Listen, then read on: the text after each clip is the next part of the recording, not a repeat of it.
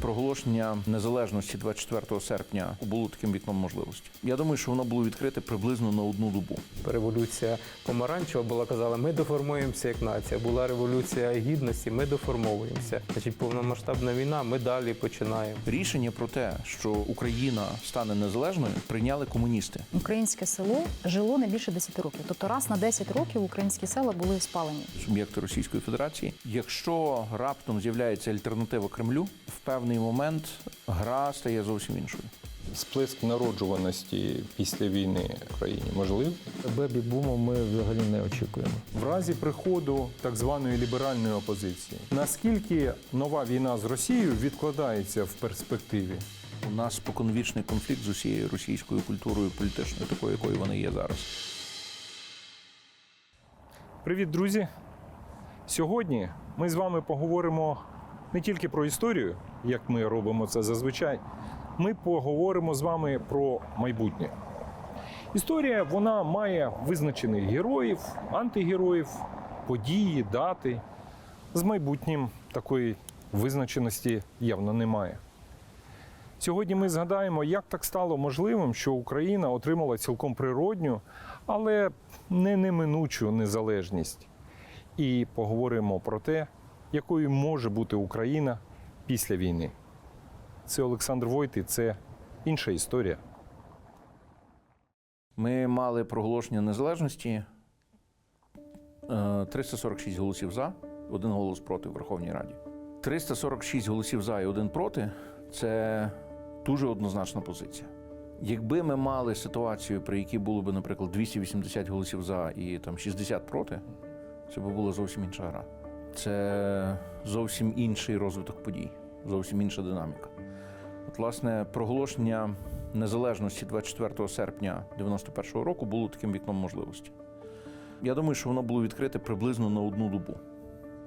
І тоді українські політичні еліти змогли правильно розпізнати момент, зрозуміти важливість цього моменту і зайти в оце вікно можливостей. Тому що кожна деталь проголошення незалежності мала значення. Я дуже часто чую від американських чи європейських аналітиків або дипломатів, наприклад, про те, що національні рухи в Росії слабкі. Та, це правда, національні рухи в Росії слабкі. Національний рух був слабким в Україні в кінці 80-х, на початку 90-х.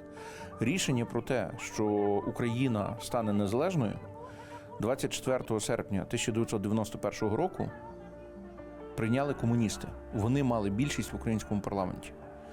Відповідно, це означає, що коли ми говоримо про те, як може виглядати сценарій дезінтеграції Росії, то це рішення, які будуть приймати чиновники, призначені Путіним, які в певний момент під тиском, власне, оцих обставин, коли почне кришитися оця вертикаль, зрозуміють, що їм зараз вигідніше взяти гру на себе і почати діяти, виходячи з власних інтересів. І національні рухи, там, де вони є, будуть приводом, а не причиною. Тобто ними, по суті, будуть прикриватися. Точно так само, як Леонід Кравчук в певний момент зняв піджак з там, червоним прапором, а потім перший раз зайшов до церкви, а потім перший раз перехрестився і так далі. Точно так само буде відбуватися ця зміна в сотнях російських Кравчуків, які, опинившись в системі, будучи лояльними до старої системи, потім в певний момент приймуть рішення, що їм ця система більше не рідна. Як би ми не ставились до Леоніда Макаровича Кравчука, до першого президента, все-таки він був досить харизматичною особистістю, чого йому відмовити не можна. Ну і якщо говорити про 91-й рік в Народній Раді, там згадати прізвище, там і Чорновіл, і Іван Драч, і брати Горині. Це була така досить активна і проактивна меншість. Чи є в Росії, особливо в російських регіонах, щось подібне? По-перше, що я чую в цьому питанні, це чи український шлях буде повторений іншими, наприклад, суб'єктами, наприклад, сьогоднішніми суб'єктами Російської Федерації. Ні. Не буде повторений, тому що український шлях має дуже багато українських чинників в собі. Він має незалежність початку ХХ століття. він має статус союзної республіки. Він має статус члена ООН, якщо хочете, хоча це фактор менш важливий, тому що, наприклад, Казахстан не мав цього статусу, але тим не менше дає собі раду. Чи, наприклад, Білорусь мала цей статус, і ми бачимо, що Білорусь не дає собі ради. Тут скорше питання полягає в тому, що динаміка, напевно, буде іншою. І особливості будуть іншими. Ці суб'єкти, національні республіки, суб'єкти Російської Федерації дуже різні. Ісламські – це один шлях, карелофінські чи угрофінські – інший шлях. Беремо, наприклад, сибірські народи – це ще один шлях. Тобто, і, можливо, всередині цих траєкторій будуть інші свої траєкторії. Те, що важливо, це те, що в певний момент дуже складно буде утримувати докупи те, що утримується в основному силою, і те, що утримується за рахунок фантастичної централізації всього, влади, фінансів і так далі. Якщо центр стає на якийсь момент неспроможним, вся ця структура, вона розсипається. А ця неспроможність, вона має масштабуватись на всю Російську Федерацію, чи достатньо неможливість реагувати на якийсь регіон чи суб'єкт федерації? Ну, умовно кажучи, неможливість впоратись з Північним Кавказом дасть поштовх для того, щоб, я не знаю, Якутія... Ми не знаємо, яка буде траєкторія. Ми бачимо, що є передумови, ми бачимо, що є об'єктивні передумови. А далі, які будуть чинники, ми не знаємо. От подивіться, Саудівська Аравія виходить на зовсім інший рівень впливу в сучасному світі, ніж досі. Чи Північний Кавказ буде, наприклад, достатньо важливим для Саудівської Аравії для того, щоб вони продемонстрували, як можуть поводитися утворення, які могли би отримувати, наприклад, ресурси Саудівської Аравії? Невідомо. За певних обставин, можливо, це буде значна допомога і важливий для саудитів проект. А за певних обставин – ні. Ми розуміємо, що Чечня, в першу чергу, там, меншою мірою інші північно-кавказькі автономні суб'єкти федерації, фактично мусять мати зовнішню фінансову підтримку хоча б до того моменту, доки вони не перебудують свою економіку. Якщо раптом з'являється альтернатива Кремлю, гра стає зовсім іншою. Якщо повернутись до України і до російської опозиції, за одним з сценаріїв, малоймовірним, але можливим, в разі приходу російської так званої ліберальної опозиції, або так званих хороших русських до влади в Росії, наскільки нова війна з Росією відкладається в перспективі? У нас споконвічний конфлікт з усією російською культурою політичною, такою, якою вона є зараз. І в тому сенсі немає значення, хто приходить до влади. Тому що різниця є тільки в методах. Ціль у фактично повного спектру російських політичних сил одна. Це той чи інший спосіб поневолення України.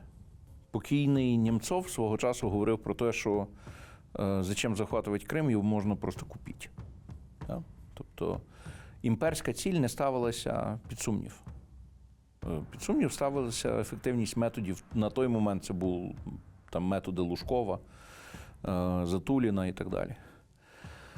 А ця цитата – це цитата з часів його віце-прем'єрства. Це десь 98-99 рік. А коли ми говоримо про те, чи російська ліберальна опозиція спроможна прийти до влади, то це ще одне питання. Яким чином вони прийдуть до влади? Тобто вони спроможні приходити до влади в заможних російських крупних містах. Але як тільки ми виходимо за межі там, Садового кольця в Москві, раптом зовсім інший сентимент стає мейнстрімним. І цей сентимент набагато менш ліберальний. І в тому сенсі героєм, на якого може орієнтуватися російський електорат, скорше є Пригожин, ніж умовний Навальний, чи Ходорковський, чи там Яшин, чи Карамурза і так далі. І тут, власне, питання в тому, що напрям, в який повів Росію Путін, означає, що навіть якщо сам режим впаде, інерція цього вектора залишиться. і вона ще якийсь час буде діяти. Тому що залишиться значна кількість людей, які виховані на цій риториці. Залишиться значна кількість людей, які є продуктами тих інституцій, які їх творили. Практично в цьому розкладі проблема України полягає в тому, що дуже важко знайти партнера всередині Росії, з ким можна працювати, тому що працювати з тим, хто хоче тебе знищити більш гуманним способом, теж не є перспективною справою. Я коли досліджувала тему архетипів, я вичитала таку річ, що українське село в середніх віках жило не більше 10 років. Тобто раз на 10 років українські села були спалені. І знову на цьому місці або поруч люди відбудовували села. Тобто вони будували села, знаючи, що будуть набіги, що до них набіжать. Рано чи пізно це спалять і все одно залишалися на цих землях. Бачите, от є така певна впертість наша, так? Це поєднання географії, поєднання тих історичних народностей, які жили, їх способу життя на території Росії і на території України. Якщо подивитися на Слобожанщину, чому вона заселялася козаками? Тому що їм давалися наділи землі, і вони мали не давати набігати в центральні регіони України. Тобто вони там і воювали, і вели своє господарство. Цікаво, хто це міг не набігати Хто міг набігати? з північного сходу?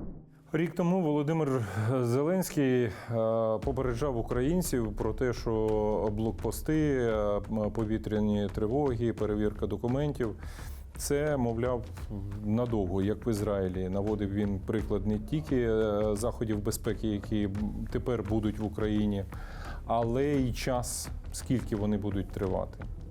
Я думаю, що ми рухаємося в мілітаризацію українського суспільства. Це дуже важливо. А які його ознаки? Те, що кожна людина, кожен громадянин, хто житиме в майбутній Україні, буде мати військову спеціальність поруч з цивільною, буде мати проходження обов'язкового військового якогось навчання, чи в формі призивної системи армійської, чи в формі якихось інших навчань. Але навіть якщо нам вдасться швидко і ефективно відновити цілісність українських кордонів 91-го року, то це абсолютно не означає, що загроза зникає. Загроза надовго. Загроза в культурі прошита. Це означає, що вона відтворюється. Це означає, що люди, які будуть народжені після закінчення цієї фази російсько-української війни, будуть носіями ненависті до України. І, відповідно, це означає, що єдиний спосіб захистити себе – це бути настільки сильними, щоб напад на Україну не мав сенсу. Це означає бути сильними самим. Це означає мати систему колективної безпеки, яка фактично ставить коефіцієнт поруч з нашою силою і ще нас посилює. І це паралельно означає, що нам не можна втратити, не можна, борючись з драконом, стати драконом. Нам не можна втратити себе в оцих змінах. Нам потрібно мати конкурентну економіку, вона має бути вільною. Нам потрібно мати захист громадянських прав. Нам потрібно зберегти демократичність свого устрою. Нам потрібно зберегти той вектор руху, який ми мали всередині країни останні 30 років до більшої інтеграції з розвиненим світом. Це практично означає, що ми не можемо дозволити собі випасти на маргінес тільки тому, що безпекові фактори нас сюди штовхають. Стосовно євроінтеграції виглядає на те, що Україна стає на колію, і питання полягає в тому, наскільки ця колія виявиться простою до реалізації. Для того, щоб Україна стала успіхом і для себе, і для Європейського Союзу, Україна має зробити гігантську домашню роботу. Але частину домашньої роботи так само має зробити Європейський Союз. І от ми зараз стоїмо в передпокої переговорів, які будуть дуже важливими. Для того, щоб Україна успішно євроінтегрувалася, важливо, щоб Україна змогла встояти перед кількома спокусами, які будуть дуже сильними. Одна спокуса – це спокуса автократії.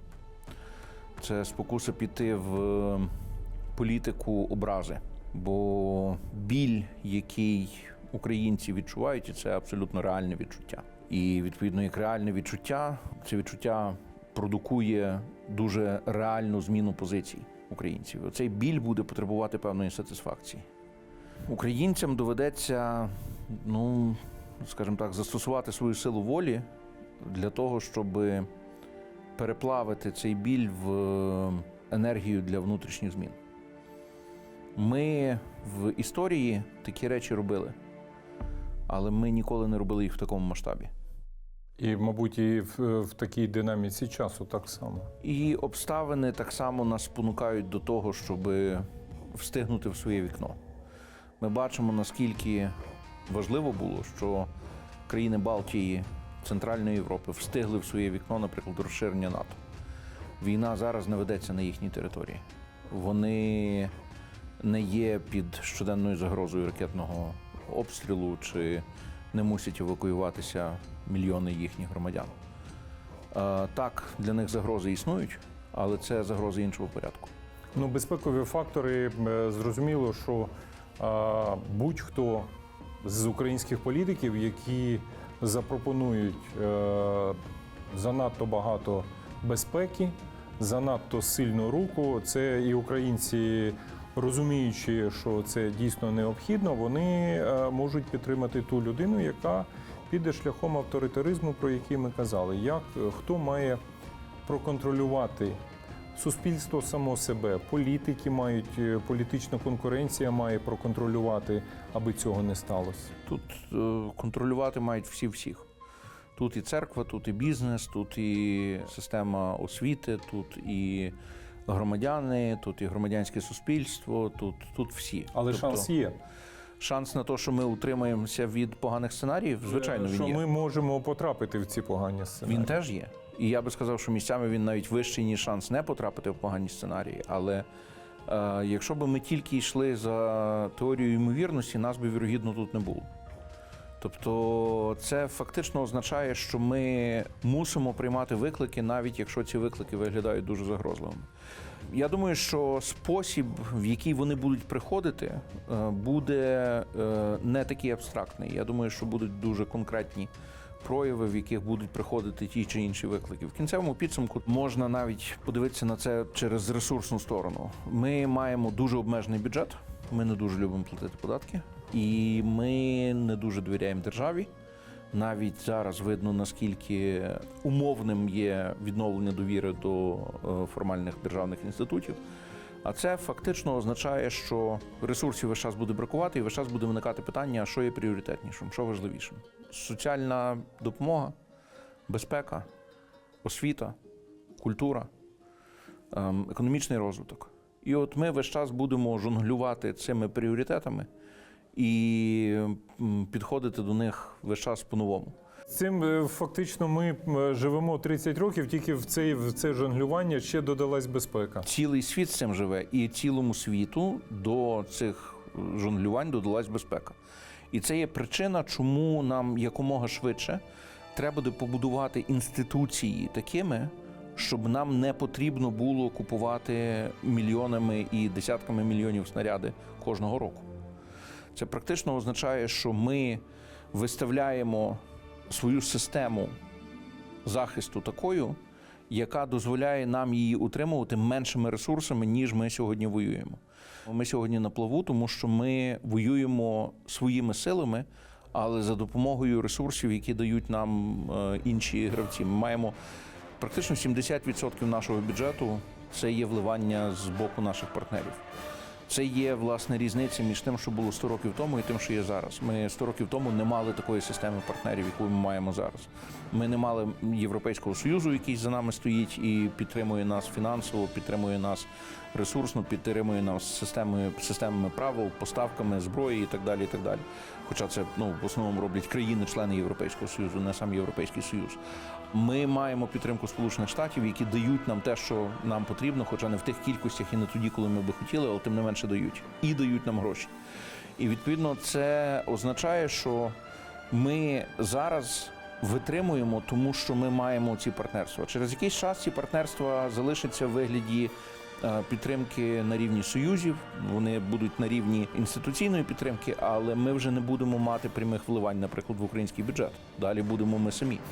І як ся встелем, так ся виспимо. Чи правильно я розумію, що Україні потрібно бути сейсмостійкими, а не залізобетонними? Ну, в тому сенсі так. Тобто ми маємо мати значний запас гнучкості всередині своєї системи. І це фактично зумовлене тим, що українське суспільство є мережевим суспільством, а не суспільством вертикальної ієрархії. І якщо ми дивимося, наприклад, на порівняння Росії і України, то Росія, власне, потребує цієї ієрархії, вона без неї не може існувати. Україна цю ієрархію потребує тільки в певних секторах. В іншому житті українці спокійно обходяться без цієї ієрархії. Але це так само означає, що якщо ми не маємо можливості існувати в зрозумілий для себе спосіб, то існування в іншій моделі потребує від нас більших енергозатрат. І от питання в тому, чи Європейський Союз буде допускати існування України в, напевно, найкомфортнішому для України укладі. Як має виглядати економічна модель відродження України повоєнної для того, щоб люди захотіли вернутись? Як вона має виглядати, в який період і які мають бути ознаки, показники? Відновлення промисловості, відновлення житла, будівництво житла, відновлення соціальної інфраструктури на тих територіях, де воно все зруйновано. Тому що крім мігрантів у нас є ще 5-6 мільйонів так званих ВПО, внутрішньопереміщених осіб. Тобто це люди, які перемістилися в межах України. Тобто, загалом у нас ця війна зрушила з постійного проживання. Це скільки? Більше 10 мільйонів людей. Це дуже велика цифра. Це, я не знаю, в якій країні ще були такі от переміщення після Другої світової війни. І тому економіка. От економічний розвиток, але це треба планувати території. Залежно від того, як закінчиться війна, що робити з кордоном, на якій відстані від кордону будувати підприємства, які підприємства будувати. Щодо загальної кількості людей, які знаходяться за кордоном, є великі питання. Вони дискутуються, скільки ж там людей. Ті дані, які ви навели, це дані управління Верховного комісара ООН у справах біженців, але вони ґрунтуються на даних державних установ кожної країни. Вибачте, це просто ті, які поїхали і оформили якийсь документ, який фіксував їхній статус, їхню допомогу фінансову, і виходячи з цих цифр. Але ми знаємо, що до 24 лютого багато людей поїхало, вони отримали інший юридичний статус в державах, і вони, можливо, там, якщо взяти ту саму Польщу, вони поїхали, вони вже отримали іншу легалізацію, вони мають інші права там на роботу, і вони просто не могли поміняти свою роботу на статус біженця, тому що вони втратили б роботу і отримували б менше грошей. Тому ми говоримо про майже 9, це ті, які поїхали і оформили. Ну, всі 9 входять приблизно 2,8-2,9 мільйонів, які дає Російська Федерація. Я не знаю, можна вірити, як вони рахують, невідомо. Як говорять експерти, то навряд чи там більше мільйона взагалі. Але кого вони включають? Примусових мігрантів, ті, хто самі виїхав, не міг евакуюватись на територію підконтрольного уряду, а для того, щоб не загинути і врятувати дітей, вони виїжджали в Росію і там набули якогось статусу. Ну, це невідомо. Це число, яке дає Росія, воно вже 8 місяців не рухається взагалі, воно так заморожене. Що стосується, ну, скажімо так, Західної Європи, то в європейських країнах так, вони реєструються, але там є дуже великі проблеми з обліком, дуже різняться дані. По-перше, українцям дозволили мігрувати Європою і оселятися в якій країні він хоче, в такій і зупиняється. Чи нема там подвійного обліку? Чи правильна реєстрація перетину кордонів? Наприклад, наші прикордонники дають значно меншу цифру по кількості, ну, скажімо так, це називається сальдо міграції, перевищення тих, хто виїхав, над тими, хто в'їхав. Вона десь у 2-2,5 рази менша.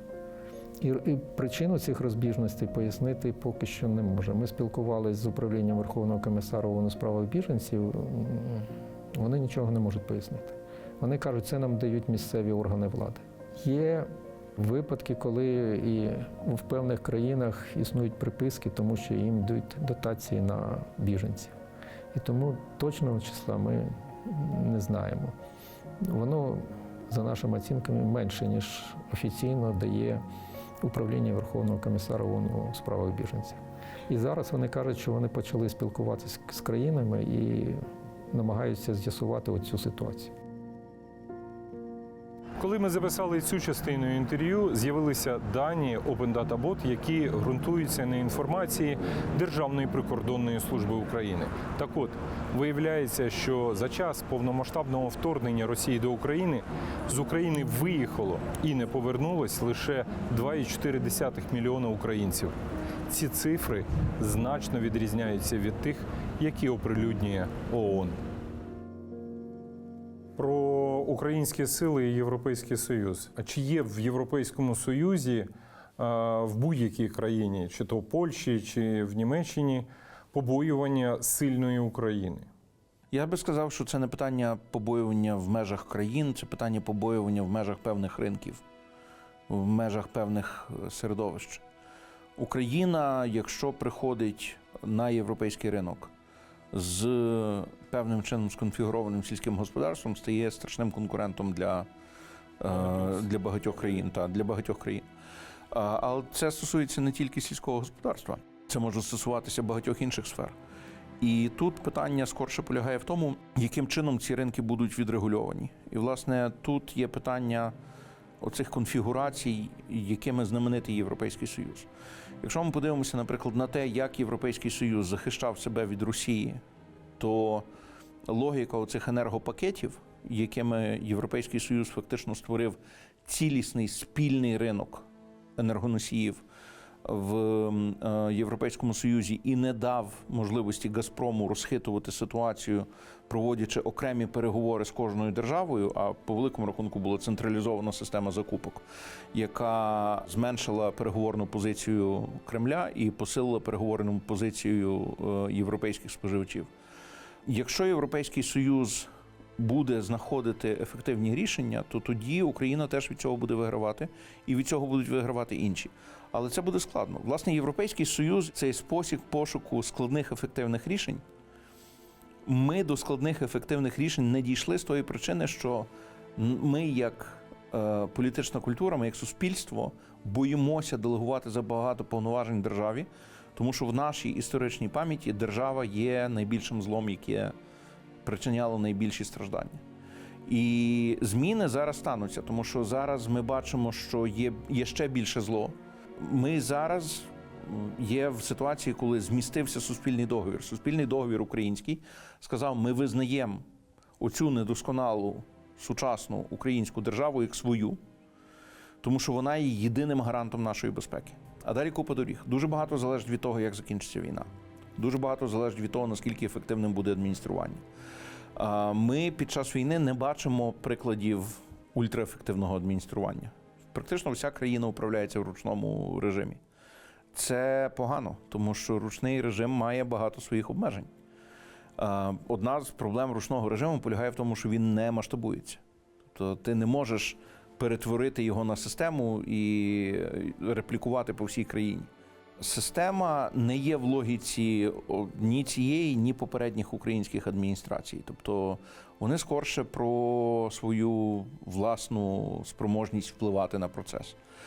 І тому це означає, що якщо ми не хочемо наступної війни, якщо ми хочемо ефективного вступу до Європейського Союзу, якщо ми хочемо хорошої якості для себе, нам доведеться навчитись новим речам як суспільство, нам доведеться переступити через себе. Це буде дуже складно. Я знаю людей, які дуже сильно хочуть повернутися до України, але разом з тим, чи наука говорить, чи повернуться вони. І я так розумію, з кожним роком війни ця кількість людей, які будуть раді залишитись там, вона буде зростати. Досвід інших східноєвропейських держав показує, що вступ до Євросоюзу прискорить ці процеси. Нас це обов'язково торкнеться. Прискорить Відтік. відтік. А ми практично і так вже на європейському ринку праці. Просто ми не легалізовані. А Польща легалізувала цю ситуацію вже давно, декілька ще до війни. Вони відкрили свій ринок праці для українців, прийняли спеціальні закони. Тобто ми не побачимо цього стрибка. Стрибка не побачимо. Країни зацікавлені в українцях. І тому після закінчення війни повернення українців ще буде залежати від того, яку політику буде проводити кожна окрема країна щодо українців. Якщо вони будуть проводити політику, щоб залишити людей, тоді повернеться менше. Цей аналог був югославська криза, коли окремі країни після закінчення війн в Югославії депортували людей знову на територію колишньої Югославії. Це Німеччина була. А Австрія, наприклад, навпаки, залишила мігрантів у себе. Хто захотів, той залишився. Про українське суспільство. Яким воно буде? Велика кількість мігрантів. За умови вступу до Європейського Союзу мігрантів стає ще більше. А хто приїжджає до України? До України приїжджатимуть ті, кому в Україні цікаво, або кому поза Україною гірше, ніж в Україні. І тут мені здається, що ключову роль відіграє, власне, українська культура, яка спроможна, особливо, як ми побачили за останні 30 років, фактично переплавлювати в собі інші культури і додавати себе, не обов'язково забираючи ту оригінальну культуру, з якої люди походять. Нація постійно в процесі. Ці символи, які формуються, вони ж також задають рух на майбутнє. Значить, ким ми хочемо бути. Ми хочемо там бути європейською якоюсь, буде відповідні там символи. Ми хочемо там такими-то бути, то значить будуть такими. Ми зараз ще доформовуємося. Там революція помаранчева була, казала, ми доформуємося як нація. Була революція гідності, ми доформовуємося. Значить, повномасштабна війна, ми далі починаємо. Перша річ полягає в тому, що якщо ми додамо до сьогоднішньої України безпеку, то Україна стає цікавою для багатьох людей з розвиненого світу. Тут менше конкуренції, тут більше можливостей, тут купа незаповнених ніж. Відповідно, ми можемо очікувати значного інтересу до України, яка тим більше стала відомішою, зрозумілішою, популярнішою у світі, ніж будь-коли. Власне, з боку Заходу. Це не означає, що кількісно ці люди будуть переважати, але я допускаю, що їх буде досить багато. Якщо мова йде про інших мігрантів, то ми бачимо, що є якась кількість країн, які мають великий міграційний потенціал. Це країни, де є високий рівень народжуваності. В першу чергу це Радянська Центральна Азія, колишня пострадянська Центральна Азія. Це частина країн на півдні, це деякі країни Африки, це деякі країни Азії. Якщо залучати мігрантів з інших країн, це теж повинна бути спеціальна політика. І треба, в залежності від програми економічного розвитку, вже планувати, яка кількість мігрантів, якого віку, кваліфікації нам потрібно. І чи будемо ми не те, що залучати, пропагувати і мігрантів залишатись на постійне проживання, це тільки, щоб вони приїздили на заробітки і їхали. Тобто тут така комплексна, дуже комплексна проблема. Але якщо до нас не будуть приїжджати на постійне місце проживання, то чисельність населення України буде скорочуватися. Сплеск народжуваності після війни в Україні, в сьогоднішній Україні, можливий?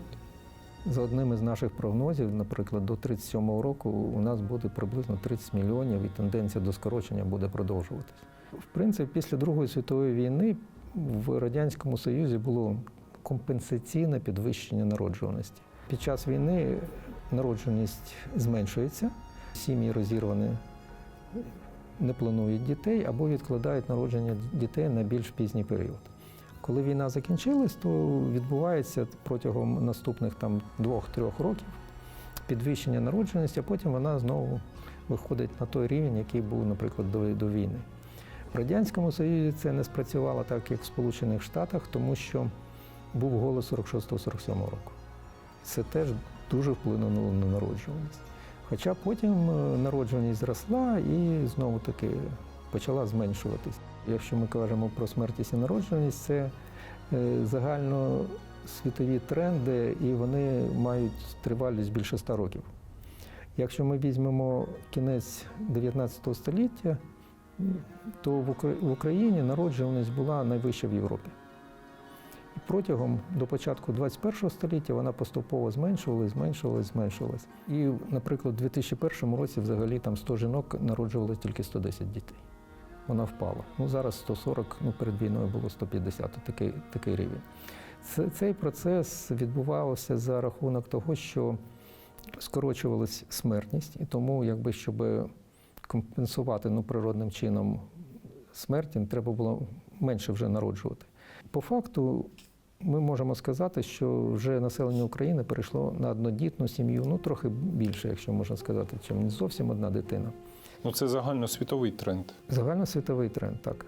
В розвинутих країнах народжуваність зменшується, і в країнах Європейського Союзу теж 100 жінок народжують в середньому 150, 160, десь 170 дітей. Зараз ми будемо мати після війни, і маємо зараз розірвані сім'ї. Чоловіків багато загинуло, зруйноване житло в багатьох областях. Економічна ситуація дуже погана. Складається таким чином, що це буде гальмувати збільшення народжуваності. Можливо, невелике підвищення після війни буде компенсаційне, але бебі-буму ми взагалі не очікуємо. Причому ми дискутуємо з цього приводу в інституті, і це одностайна думка, можна так сказати. І, відповідно, далі питання полягає в тому, чи ми зможемо побудувати систему ефективної інтеграції. Багато європейських країн не могли. Вони провалилися, власне, в своїх імміграційних політиках, але вони провалювалися дуже часто через те, що були занадто арогантними, занадто зарозумілими.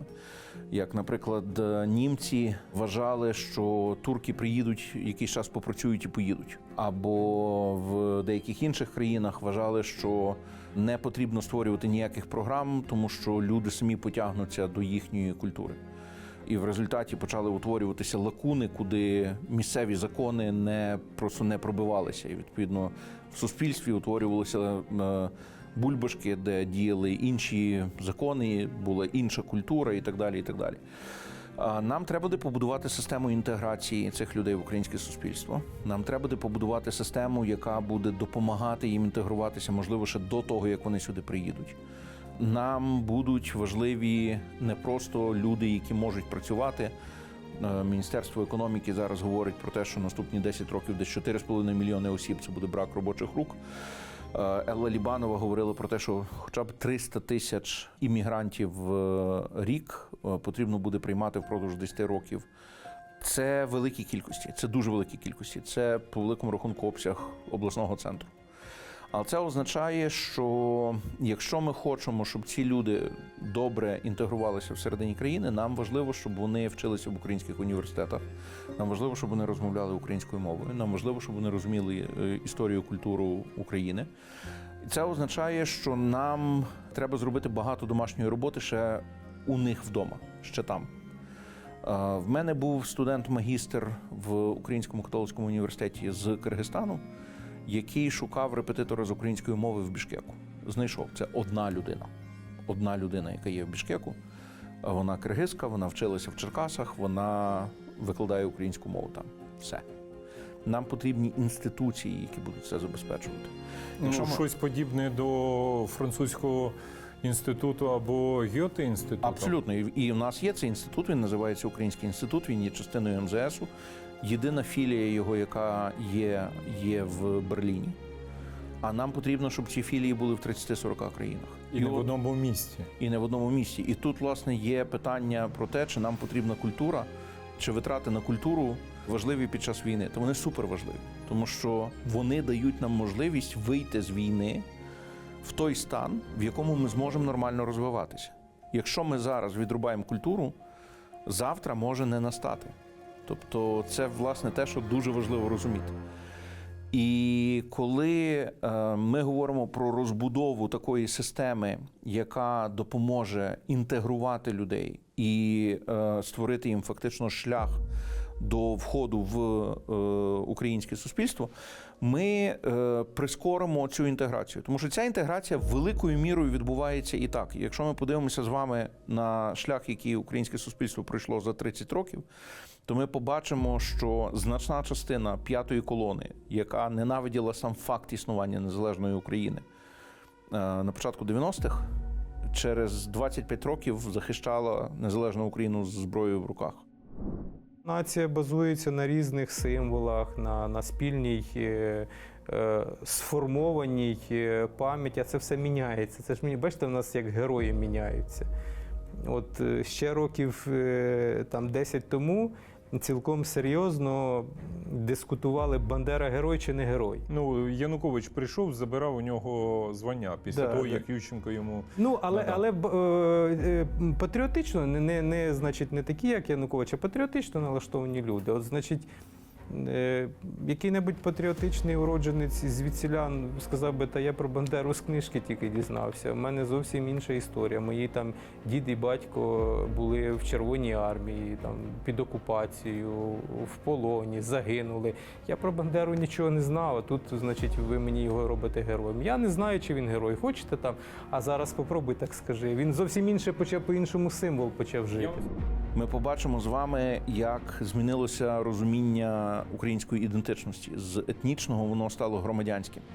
Нас не дивує зараз, коли хтось є одночасно євреєм і українцем, чи грузином і українцем, наприклад, чи навіть представником дальших якихось, і, можливо, з української точки зору більш екзотичних походжень.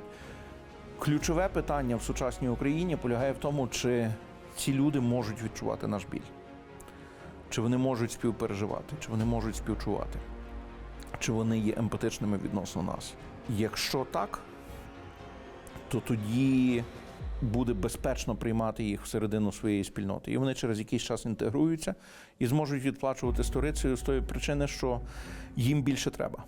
Їм потрібно стати на ноги в чужому суспільстві, в чужій культурі. І, власне, те, що ми знаємо з цілого світу, і те, що ми бачимо на власному досвіді, тому що ми ж самі їздимо по світах, і ми самі є мігрантами в інших країнах. А перше покоління важко працює. Друге покоління впевнено стоїть на ногах, але воно більше прагне, відповідно, воно більше досягає. І через якийсь час ми будемо бачити те саме, що зараз бачать, наприклад, німці. Двоє людей, які винайшли вакцину від ковіду, файзерівську вакцину від ковіду, це німці турецького походження. Ось таке майбутнє може очікувати на Україну. Чи буде воно таким, і коли воно буде, через 5 років, через 10 або 30, але чи залишиться Україна на карті світу і якою вона буде, залежить від нас з вами. Це був Олександр Войт. Коменти, лайки. Побачимось.